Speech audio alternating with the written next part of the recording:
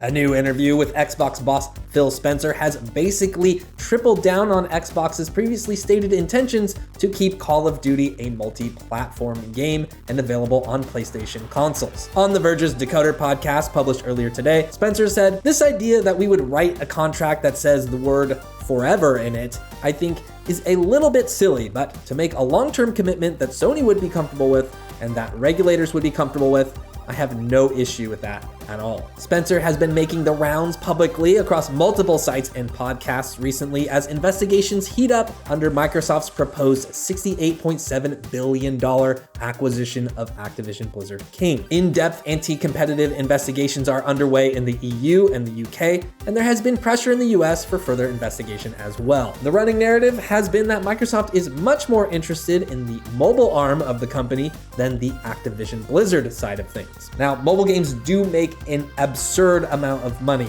but Call of Duty is still a multi-billion-dollar franchise. Both Xbox and PlayStation have benefited greatly from the series for years, but with the possibility of the titles becoming platform exclusive to Xbox after the acquisition, PlayStation has been running up to multiple regulators around the world crying foul. Phil Spencer has already claimed a number of times that Microsoft's plans are to keep Call of Duty multi-platform, but it's been a little unclear under what terms exactly. Spencer's comments on the Decoder podcast have now removed a lot of that uncertainty. Specifically, he said, "We think Call of Duty will be on PlayStation as long as players want to play Call of Duty on PlayStation. And that's not a competitive threat against PlayStation, that's just a pragmatic way of looking at it." At this point, the podcast host, Nilay Patel, starts to interject that Xbox could circumvent agreed upon commitments through things like Game Pass and streaming.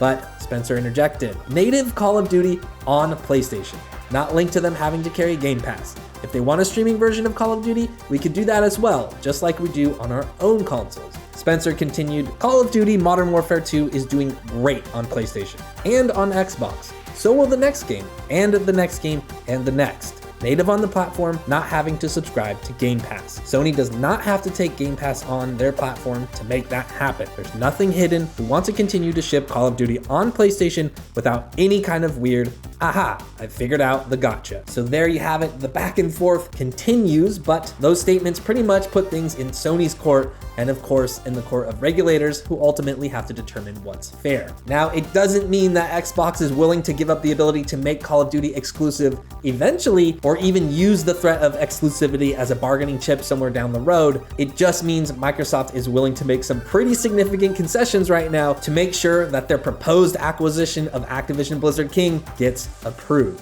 Early on, Xbox sent PlayStation a proposal as a sign of good faith that Call of Duty would stay multi-platform for at least 3 years, but it was rejected by PlayStation President Jim Ryan, who said the deal was, quote, "inadequate on many levels," unquote. Now the focus of the conversation is clearly shifting to, well, what terms and conditions would be adequate for PlayStation to agree to the deal, as well as, what requirements would need to be met for regulators around the world to approve of it as well. It's a good question, but that's all the time we have for today. I'll certainly be looking for your thoughts and comments down below. Thank you so much for watching, and for more video game news and updates, stay tuned right here to Inside Gaming.